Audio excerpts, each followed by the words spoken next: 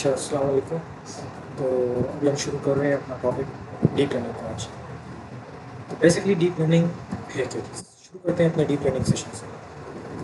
Deep learning एक artificial intelligence का एक सब ब्रांच है, या आप बेसिकली कह सकते हैं कि ये मशीन लर्निंग का एक सब ब्रांच है जो ब्रेन वर्क को मिमिक करके काम करता है। किस तरह वो हम आगे जाके पढ़ेंगे।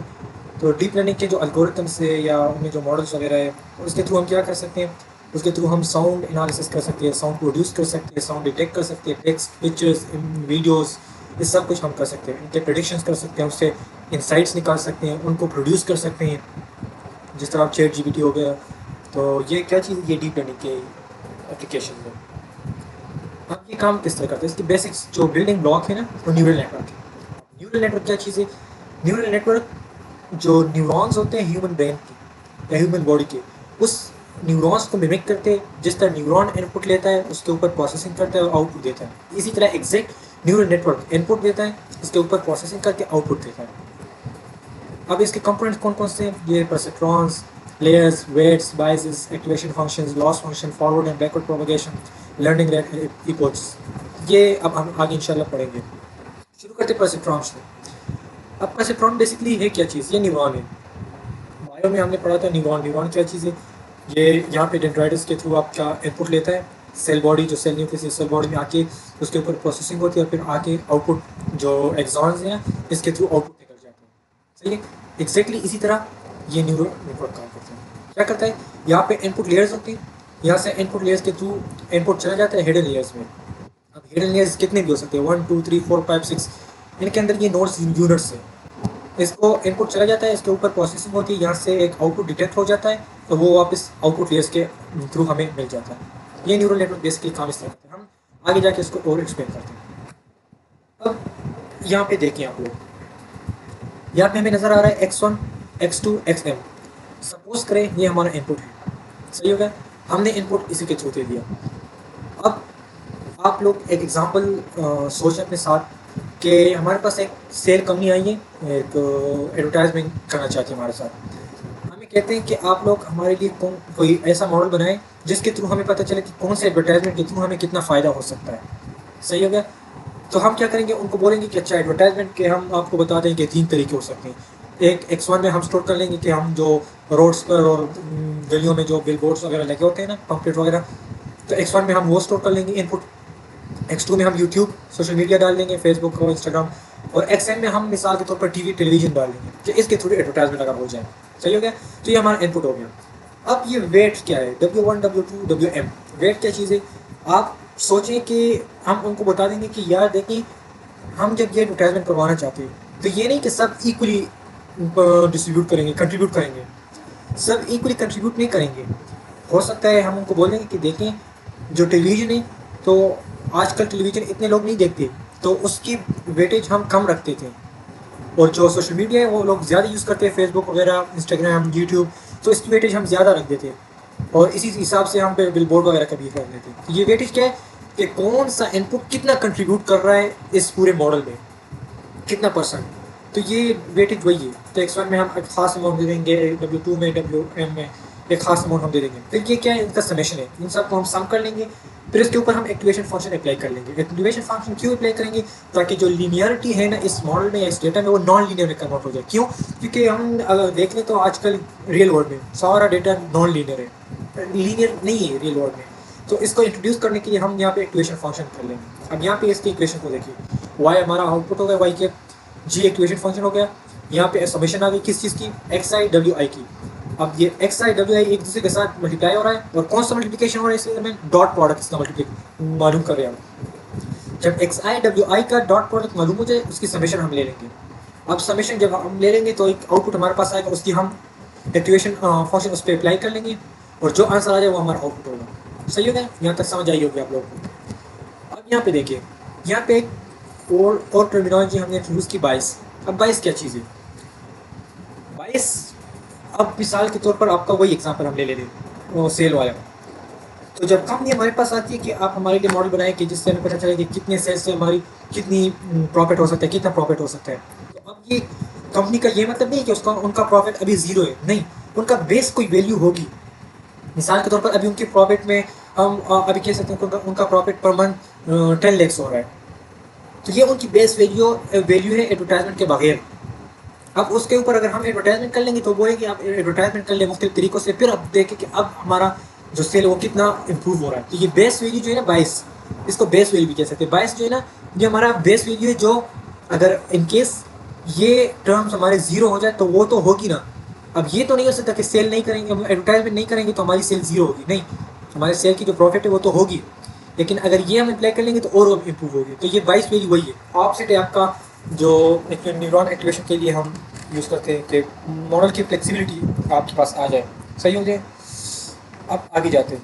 अब ये मैंने आप लोगों को बता दिया कि एक्स और डब्ल्यू तो डॉट प्रोडक्ट है, तो किस तरह एक्स को हम इस तरह स्टोर कर लेंगे मैट्रिक्स में x1 x2 x3 up to xm, और डब्ल्यू को w1 w2 w3 up to wm, तो इनके हम डॉट प्रोडक्ट मालूम कर लेंगे, तो इनसे फिर हमें तो आंसर आ जाएगा, तो वो हमारा लास्ट आंसर होगा। अब हम यहाँ पे देखिए, अब ये दोनों टर्मिनोलॉजीज हो गई, 22 हो गए हमारा, यहाँ पे ये हो गया हमारा जो डॉट प्रोडक्ट की। अब बारी आती है यहाँ पे एक्टिवेशन फंक्शन की। अब एक्टिवेशन फंक्शन क्या चीज़ है, मैंने आप लोगों को बताया कि नॉन लीनियरिटी रहता है। मुख्तलिफ एक्टिवेशन फंक्शन होते हैं जो हम यूज़ कर सकते हैं। एक होता है सिग्माइड, एक होता है रेलो जो रेक्टिफाइड होता है लीनियर यूनिट, इसके अलावा हाइपरबोला जो होता है टेंजेंट, वो भी हो सकता है, हम आगे पढ़ेंगे इंशाल्लाह। तो ये क्या करता है, नॉन लीनियरिटी लाता है। किस तरह लाता है मैं आपको बताता हूँ आगे जाके। अब ये देखिए, आपके पास सिग्माइड एक्टिवेशन फंक्शन जब यूज़ होता है तो वो क्या करता है, आपका जो आउटपुट होता है वो 0 और 1 के दरमियान लाता है, और ये बाइनरी क्लासिफिकेशन में यूज़ होती है। आप मिसाल ले लें कि आप कहते हैं कि ये स्टूडेंट पास हो गया फेल, तो ये बाइनरी है ना, पास या फेल, तो इसके लिए हम ये सिग्माइड यूज़ करते हैं ताकि आउटपुट हमारा 0 या 1 में आ जाए। हम ग्राफ्स के थ्रू और भी समझेंगे। इस ये इनका फार्मूला है, ये जो आपको नज़र आ रहा है ये फार्मूला, इनको हम इग्नोर कर लेते हैं। अब रेक्टिफाइड लीनियर यूनिट की बारी आती है, तो ये क्या करता है, अच्छा ये एक इंपॉर्टेंट चीज़ है, ये आप समझिए। ये क्या करता है कि जब हमारा आउटपुट नेगेटिव में हो तो वो उसको ज़ीरो ला देता है, उसको ज़ीरो में कन्वर्ट कर लेता है, और जब हमारा आउटपुट पॉजिटिव हो तो जो आउटपुट हो वही एग्जैक्ट ला के दे देता है। यहाँ जो यहाँ पे एक्सप्लेन हुआ है ना, जेड और ज़ीरो, तो ये किस लिए, तो ये वही चीज़ है कि हमें पता चल रहा है कि आपका जो आउटपुट है, तो अगर नेगेटिव है तो वो ज़ीरो आ जाएगा, और अगर वो पॉजिटिव है तो एज इट इज़ आ जाएगा, सही होगा। तो रेक्टिफाइड लीनियर यूनिट ये करता है। अब हाइपरबोलिक टेंजेंट क्या करता है, ये सिग्माइड फंक्शन की तरह ये भी है, लेकिन ये क्या करता है, ये आपके फंक्शन को जो आपके आउटपुट को -1 से 1 के दरमियान लाता है। ये क्या करता है सिग्माइड 0 to 1, और ये -1 to 1, तो ये थोड़ा वाइडर रेंज में काम करता है, सही हो गया। अब आगे यहाँ पे आ जाए, अब सिग्माइड फंक्शन की बात है। देखिए 0 से स्टार्ट हो रहा है आपका ग्राफ, और ये देखिए सिग्माइड एक फंक्शन बना हुआ है 1 तक गया है, क्यों, ये देखिए 1 आपको नजर आ रहा है, ये 1, तो यहाँ तक ही आया हुआ है, सही हो गया। अब कोडिंग में इसका एक लाइन का कोड होता है tf.make.sigmide और z में वैल्यू उसकी, तो ये सेगमेंट फंक्शन इस तरह था। यहाँ पर हाइपरबोलिक टेंजेंट, ये भी देखें हाइपर, ये भी सेगमेंट की तरह है, लेकिन क्या -1 से लेके 1 तक है, वाइड रेंज में यूज़ हो रहा है। ये इसका फार्मूला है, इसका ये tf.make.10 है hz, तो ये हो गया। और रेक्टिफाइड लीनियर यूनिट, तो ये देखिए 0 से 1, जो नेगेटिव होते हैं ना 0 से इस तरफ, वो काट देता है डायरेक्ट, उसको 0 में कन्वर्ट कर देता है। बाकी जो पॉजिटिव जो भी वैल्यू होती है बस वो एज इट इज़ रखते हैं, मिसाल के तौर पर 9 8 7 जो भी हो वो बस एज इट इज़ रख देता है। और इसकी tf.nn.reloads है, तो ये इसके जो फॉर्मूला कोड है वो यही है। अब इंटीग्रेशन फंक्शन का इंपॉर्टेंस आपको देखिए, ये आपको नजर आ रहा होगा डेटा सेट जो डिस्पर्स हुआ हुआ है पूरे एरिया में, ग्रीन और रेड में। अब अगर हम इसमें इक्वेशन फंक्शन यूज़ नहीं करते और उसके हम डिस्ट्रीब्यूशन करना चाहते हैं, क्लासिफिकेशन करना चाहते हैं, क्लासिफिकेशन के लिए देखिए ये एक लीनियर लाइन चला गया, तो ये सही तरह क्लासीफाई नहीं हुआ है, रेड और ग्रीन यहाँ पे भी है, यहाँ पे भी है, तो ये तो बिल्कुल मिक्स हो गया, तो इससे हमारा कोई फ़ायदा नहीं हो रहा है। लेकिन जब हमने एक्टिवेशन फंक्शन यहाँ पे इंट्रोड्यूस कर लिया, तो ये देखिए कर्वनेस आ गई आपके ग्राफ में।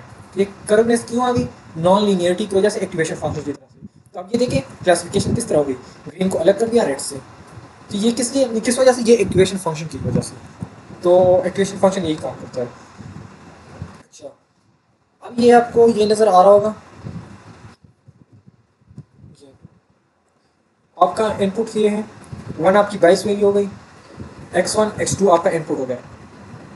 अब इनपुट क्या है अभी हमें पता नहीं है, अब इसको हमने वेटेज दे दी कि x1 3, x2 -2 और +3। अब ये एक प्लस है एक माइनस है, तो इसका मतलब ये कि जो प्लस है ना तो ये आपके आउटपुट के साथ डायरेक्टली प्रोपोर्शनल है, और जो -2 ये आपके आउटपुट के साथ इनवर्सली प्रोपोर्शनल है। सही हो गया?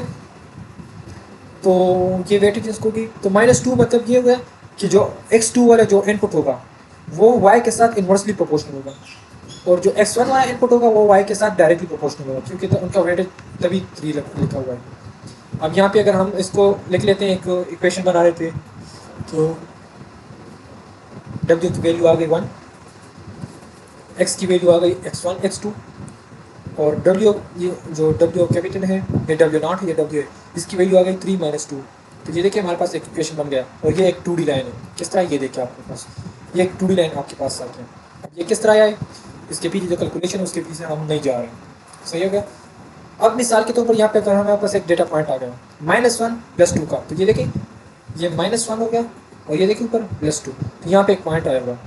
अब ये पॉइंट क्या है, ये हमारे x के वैल्यू, फॉर एग्जांपल ये कि x1 की वैल्यू -1 और x2 की वैल्यू +2 है।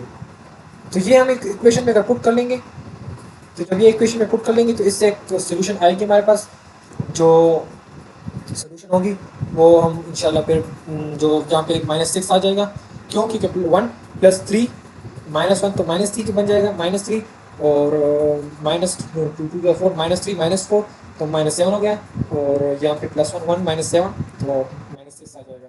और जी सिग्माइड फंक्शन है आपका, तो जी उसके ऊपर हम अप्लाई कर लेंगे तो ये तकरीबन 0.002 आ जाएगा। सिग्माइड फंक्शन हम इसके ऊपर अप्लाई कर लेंगे, तो ये देखिए -6 था पहले, नेगेटिव में था, और उसको किस में कन्वर्ट कर दिया, +2 0.002 में।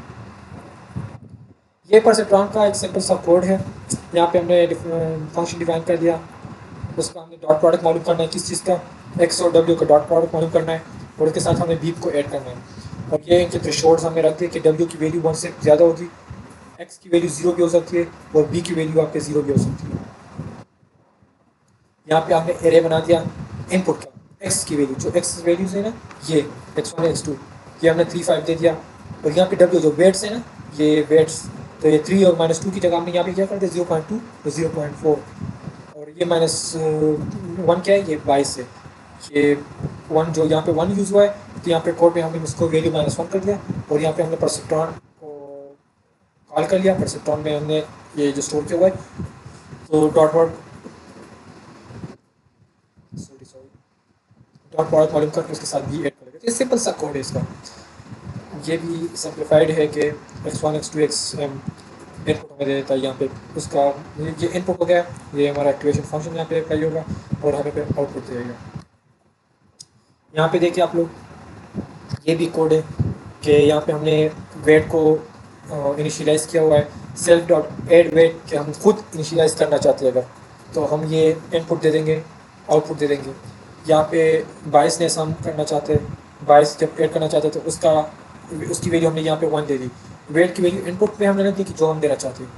फिर यहाँ पे दूसरा हमने फॉरवर्ड प्रोपोगेशन का जो फंक्शन था वो हमने किया, ये मैट्रिक्स मल्टीप्लिकेशन है। ये क्या है, ये आपको नज़र आ रहा है ना, ये x मल्टीप्लाई बाई w, ये चीज़ है। यहाँ पे इनपुट आ गया, और सेल्फ डॉट w में क्या है, ये वेट्स है, प्लस सेल्फ डॉट w। तो बेसिकली ये इक्वेशन है, इस इक्वेशन को हमने मैथ में या कोड के फॉर्म में लिख दिया, और यहाँ पे आखिर में हमने सिग्माइड फंक्शन अप्लाई कर लिया, और जो हमारे पास सिग्माइड फंक्शन अप्लाई करने के बाद आंसर आ जाएगा उसको हमने आउटपुट पे स्टोर कर दिया। अब इसकी जो मल्टी आउटपुट परसेप्ट्रॉन है, यहाँ पे देखिए आपका सिंगल आउटपुट है, यहाँ पे मल्टी है, तो इसका कोड हमारे पास एक लाइन में अगर हम लिखना चाहते हैं तो layer equal to tf dot Keras dot layers dot dense units equal to 2, मतलब आपका आउटपुट परसेप्ट्रॉन 2 है। अगर हम एक लाइन में कोड लिखना चाहते हैं इस पिछले वाले का इसका, तो यहाँ पे हम यूनिट इक्वल टू 1 लिख लेंगे, तो ये हो जाएगा। ठीक है, यहाँ पे आपके हिडन लेयर है, सिंगल लेयर नेटवर्क। तो आपका ये एग्जांपल है, बस ये इतना वो नहीं, बस आप लोग समझ चुके होंगे कि इनपुट देते हैं हम, और यहाँ पे एक हमारे पास हिडन लेयर हो गया, और हिडन लेयर हमें आउटपुट दे देता है। इसके अपने वेट्स हैं, यहाँ पे देखें ये w1 का वेट है, ये w1 नहीं, ये इधर की, तो ये इनपुट लेयर से हिडन लेयर तक आने के लिए जो चीज़ यूज़ होते हैं ये वही है, और ये फिर यहाँ से यहाँ तक जो यूज़ हो रहा है ना फाइनल आउटपुट तक, तो ये वही इक्वेशन। अच्छा, ये मल्टी आउटपुट परसेप्ट्रॉन है, तो इसके दरमियान बहुत सारे और भी लेयर्स हो सकते हैं, हिडन लेयर्स। अभी फॉर नाउ हम इसको कंसिडर कर लेंगे, और इसका कोड अगर हम देख लें तो ये देखिए सीक्वेंशियल यहाँ पे हम इसे लिखा हुआ है, क्योंकि ये जो लेयर्स होते हैं ना, हिडन लेयर्स और इनपुट के और आउटपुट के एक सीक्वेंस में होते हैं। लेयर बाय लेयर कास्केडिंग जिस तरह होती है, तो वो इस तरह रखे होते हैं। तो इसलिए हमने यहाँ पे एक सीक्वेंस बनाए हुए, तो इसलिए सीक्वेंशियल लिखा हुआ है। फिर क्या करके हम t f dot Keras dot layers dot dense n, n क्या है, एन ये 1 2 3 4 ये जो है ना, ये एन है, तो जितने नंबर्स होंगे उतना हम लिख लेंगे कि ये 4 है तो यहाँ पे एन में 4 आ जाएगा। अब यहाँ पे आउटपुट लेयर के लिए हम ये डिफाइन कर रहे हैं T f dot Keras dot layers dot dense, तो 2, क्योंकि 2 आउटपुट्स लेयर हुए। सही हो गया। अब यहाँ पे देखें बहुत ज़्यादा एड लेयर्स है, तो इसमें हमने N1 N2 N3 N4, तो जितने लेयर्स होंगे उतने ये लाइन्स होंगे। T f dot Keras dot layers dot dense, आखिर में N1 N2 N3 में वैल्यूज़ क्या होंगी, जो जितने नोड्स होंगे हर लेयर में, जो यूनिट्स होंगे। और यहाँ पे आ गया t f dot Keras dot layers dot dense 2, तो 2 Y1 Y2 हमारे पास जो है 2 आ गया। यहाँ तक तो ये बात हो गई। अब बैक प्रोपगेशन की बात होती है। बैक प्रोपगेशन बेसिकली होती क्या चीज़ है, आपका आउटपुट आ गया, आपने आउटपुट को एक्सपेक्टेड वैल्यू के साथ चेक कर लिया, वहाँ पे आपको बहुत एरर आ रहा है। आप एक्सपेक्ट कर रहे थे मिसाल के तौर पर 10 वैल्यू और आपके पास आ गई -1, तो अब ये तो एरर आ रहा है ना। तो आप क्या करोगे, आप आउटपुट को बैक प्रोपेगेट करोगे, आहिस्ता आहिस्ता वापस भेजोगे, इधर आएगा, फिर इधर आएगा, फिर इधर आएगा, और यहाँ पे जो वेट्स असाइन हमने किए होते हैं हम उसको मॉडिफाई कर लेंगे, अपडेट कर लेंगे, या इंक्रीज़ कर लेंगे या डिक्रीज़ कर लेंगे। तो एक तो कर लेंगे, वापस आएगा, हम फिर वो आउटपुट को कंपेयर कर लेंगे। अब अगर थोड़े करीब हो रहे हो, जो एरर होता है, जो लॉस होता है वो कम हो रहा हो, तो हम दोबारा जाएंगे, दोबारा उसको अपडेट कर लेंगे। जितना हम कम कर सकते हैं उतना हम लॉस को कम कर लेंगे। सही हो गया। तो इस दोबारा जाने को, वेट्स अपडेट करने को और फिर दोबारा ट्रेंड करने को, इसका नाम बैक प्रोपगेशन है। जिस तरह ये देखें, फॉरवर्ड पास हम यहाँ से इनपुट चले जाते हैं, फिर यहाँ पे डिफरेंस कैलकुलेट होती है, लॉस कैलकुलेशन होती है, फिर उसको बैक प्रोपेगेट करते हैं, और यहाँ पे दोबारा वेट अपडेट होते हैं, दोबारा से कहानी शुरू होती है, दोबारा से कहानी शुरू होती है। ये तब तक होगा जब तक हमारा लॉस सबसे कम नहीं हो जाता। अब लॉस मालूम करने के लिए या उसके ऑप्टिमाइजेशन के लिए, तो मतलब ये कि सबसे कम लॉस हमारे पास आ जाए, तो इसके लिए हम क्या करते हैं, उसके लिए हम करते हैं ये क्या चीज़ है, ये आप अपने लॉस को कम करने के लिए आपका एक कॉन्सेप्ट होता है ग्रेडियंट डिसेंट। यहाँ पे आप देखें ग्रेडियंट डिसेंट, तो ग्रेडियंट डिसेंट क्या है, ग्रेडियंट डिसेंट ऑप्टिमाइजेशन एल्गोरिथम है। ऑप्टिमाइजेशन आपका जो मॉडल होता है उसको ऑप्टिमाइज कर लेता है। यहाँ पे देखिए आर्गुमेंट ये यूज़ हुआ है, ये इसके पीछे मैं नहीं जा रहा हूँ, और यहाँ पे आते हैं डायरेक्ट। आप ये आपका जो मॉडल है ना, तो उनके आउटपुट से ये भी है, ये भी है, ये भी है, ये भी है। अब यहाँ पे अगर हो तो सबसे लोवेस्ट फॉर्म है, मतलब ये कि आपका W0 के दरमियान ये एरर बहुत कम होगा अगर यहाँ पे हो, और अगर यहाँ पे हो तो देखो W0 से ये एरर बहुत ज़्यादा है। तो हम क्या करेंगे, हम कोशिश करेंगे कि हमारा आउटपुट इधर आ जाए। सबसे पहले हम क्या करेंगे, हमारा आउटपुट नहीं, हमारा जो वेट है वो इधर आ जाए। सबसे पहले हम क्या करेंगे, हम एक रैंडमली पिक कर लेंगे वेट को, यहाँ पे हमने कर दिया मिसाल के तौर पर।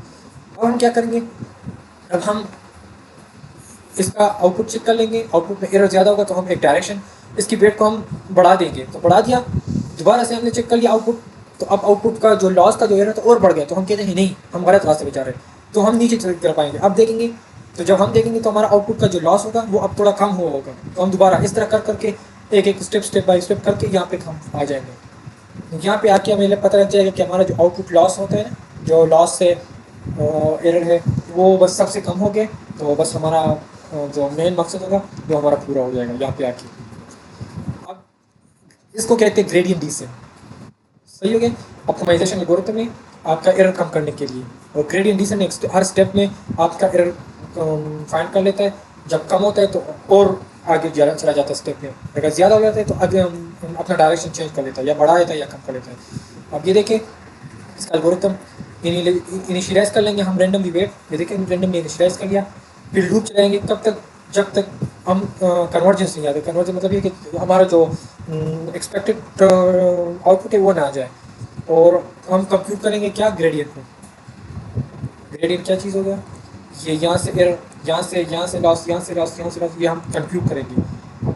तो और हम टाइम टू टाइम हर स्टेप के साथ वेट को अपडेट करते जाएंगे, वेट अपडेट होते जाएगा। सही हो गया। ये इसका कोड है फिर। तो इसमें जो सबसे इम्पोर्टेंट लाइन है यही है, इसको अपडेट करना, जी डॉट ग्रेडियंट लॉस वेट्स, तो ये इसका कोड हो गया। अब यहाँ पे आ गए लर्निंग रेट। अब ये बहुत इंपॉर्टेंट चीज़ है, जब तक हमारा लर्निंग रेट कि हमारा मॉडल हर इपोज में या हर इटरेशन में कितना लर्न करेगा, कितनी % हम इसको कर देंगे, तो ये सेट करना बहुत इंपॉर्टेंट चीज़ है। जब ये फास्ट होता है तो और ज़्यादा मसला होता है, कम होता है तो और भी ज़्यादा मसला होता है। मैं आपको एग्जांपल देता हूँ, यहाँ देखें, आपका इनिशियल गेस यही है मिसाल के तौर पर, और आप एक्सपेक्टेड आपका लॉस देखें यहाँ पे सबसे कम है ये लॉस एरर, आपने इधर तक आना है, तो मिसाल के तौर पर आपने इसको स्मॉल लर्निंग रेट रख दिया तो ये बहुत स्लोली आएगा, स्लो यहाँ पे तकरीबन 100 इटरेशन अगर कर लें, इटरेशन मतलब 100 दफ़ा पूरे डेटा सेट को ट्रेन कर लें हम, तो तब भी ये यहाँ पे पहुँचेगा। क्यों? क्योंकि लर्निंग रेट बहुत कम है, बहुत आहिस्ता आहिस्ता ये आगे जा रहा है। अब मिसाल के तौर पर हमने इसको ज़्यादा रख दिया तो ये एक इटरेशन में यहाँ आ जाएगा, दूसरे में यहाँ पे आ जाएगा, तीसरे में यहाँ पे आ जाएगा, मतलब ये चलाएंगे लगाएगा, कभी यहाँ पे कभी यहाँ पे, तो तब भी हमारा एक पॉइंट नहीं आएगा। लेकिन अगर हम इसको स्टेबल रखेंगे, एक खास मिकदार में रखेंगे, तो ये यहाँ पे पहले यहाँ पे आ जाएगा, फिर यहाँ पे, फिर यहाँ पे, फिर यहाँ पे, मतलब ये कि step by step Aahista Aahista ये बढ़ता जाएगा और एग्जैक्ट पॉइंट तक चला जाएगा। अब ये हम रखेंगे किस तरह, यहाँ पे दो आइडियाज़ हैं। एक है कि बस आप मुख्तलिफ लर्निंग रेट्स रख के रैंडमली, और जो बस सबसे ज़्यादा सूटेबल हो जाए बस वो आपका हो गया। डिफरेंट लर्निंग रेट आप ट्राई कर लें, जिस पे एरर सबसे कम हो बस वही आप रख लें। दूसरा है एडॉप्टेशन वाला, कि आपका अगर आपका लॉस ज़्यादा हो रहा हो तो आप अपने जो लर्निंग रेट है उसको कम कर लें, लेकिन आपका लर्निंग रेट अगर कम हो, जो एरर है वो कम हो रहा हो, तो आप और भी बढ़ाएं अपने लर्निंग रेट को। आपका एरर अगर कम हो रहा हो तो लर्निंग रेट को आप और बढ़ाएं ताकि और भी कम हो जाए। सही हो गया? होप सो आपकी इस बात की समझ आई होगी।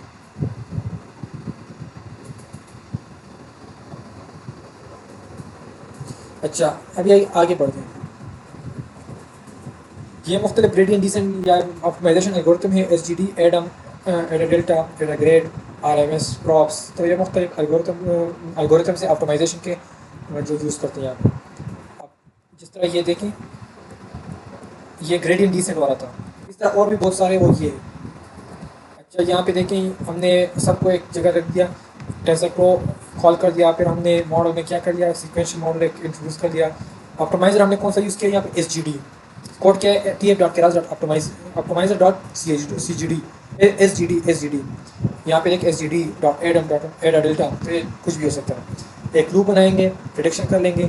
तो tf डॉट ग्रेडियंट टैप क्या करता है, ग्रेडियंट टैप आपका जो डिफ्रेंशिएशन है वो ऑटोमेट कर लेता है। तो डिफ्रेंशिएशन किस तरह होती है बस उसके डिटेल में हम नहीं जा रहे। जब हम अगले क्लास में इंशाल्लाह मॉडल ट्रेन करेंगे तो उसमें आपको ये सब कुछ समझ आ जाएगा। अब बारी आती है ओवरफिटिंग की। तो ओवरफिटिंग ये देखिए, अंडरफिटिंग क्या है, जब आपका डेटा सेट छोटा हो, मतलब आपका डेटा सेट बहुत बड़ा हो और आप उस पर छोटा सा एल्गोरिथम अप्लाई करें, तो आपका एल्गोरिथम पूरे डेटा सेट को लर्न नहीं करता, उस पर ट्रेन नहीं होगा। तो जब आप उसको न्यू अनसीन डेटा दे दें तो वो उससे प्रेडिक्शन सही नहीं करता, क्योंकि उसने उसको लर्न नहीं किया होता है। सेम इसी तरह ओवरफिटिंग है। ओवरफिटिंग में आपके डेटा सेट बहुत छोटा होता है और आपका मॉडल बड़ा होता है, तो वो उसको बहुत सही तरह सीख जाता है, इतना सीख जाता है कि रट देता है, बिल्कुल मेमोराइज कर लेता है उसको। जब मेमोराइज कर लेता है तो उसको सिर्फ वही पॉइंट याद होते हैं, तो वो जब हम उसको अनसीन डेटा देते हैं तो फिर भी वो प्रेडिक्शन नहीं करता, क्योंकि उनको सिर्फ वही चीज़ें रटे होते हैं। अब मिसाल के तौर पर मैं आपको बता दूँ, एक बच्चे को हमने बोल दिया कि आप ये 10 वर्ड्स आप वर्ड मीन दें, तो आप इसको याद कर ले, और वो उसको सीक्वेंस पे बस रट्टा लगा ले, और उसको पता हो कि मैं सीक्वेंस पे पूछूंगा तो उसका मानी वो बताएगा। लेकिन मैंने उसको एक मतलब ये कि सीक्वेंस के बगैर क्वेश्चन पूछ लिया तो वो कंफ्यूज हो जाएगा, उसको पता नहीं होगी कि उसने वो रट्टा लगाया होता है। तो इसी तरह यही सेम चीज़ है कि वो इतना रट्टा लगा लेता है, मेमोराइज कर लेता है कि जब उसको हम अनसीन डेटा देते तो वो उसको प्रेडिक्ट नहीं कर पाता। एक होता है आइडियल फिट, जो डेटा के हिसाब से हम मॉडल ट्रेन करवाते हैं। अब ओवरफिटिंग से बचने के लिए हम रेगुलराइजेशन करते हैं। रेगुलराइजेशन क्या होती है कि आपका मॉडल अनसीन डेटा पे सही तरह काम करना शुरू कर ले। इसके लिए हम करते हैं, क्या कर लेते हैं हम, यहाँ पे देखिए दो तरीके, एक है ड्रॉप आउट का।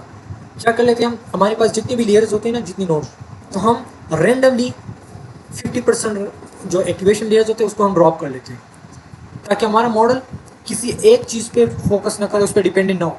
मतलब ये कि ये ना हो कि हमारा मॉडल बस सिर्फ Z11 Z12 पे डिपेंडेंट हो और इसी इधर से लर्न कर ले, नहीं, हम रेंडमली हर अप्रोचेस पे ड्रॉप करेंगे, कभी ये वाले ड्रॉप कर लेंगे, कभी ये वाले, कभी कौन से, ताकि ये पूरी तरह हर मॉडल पे ट्रेन हो जाए।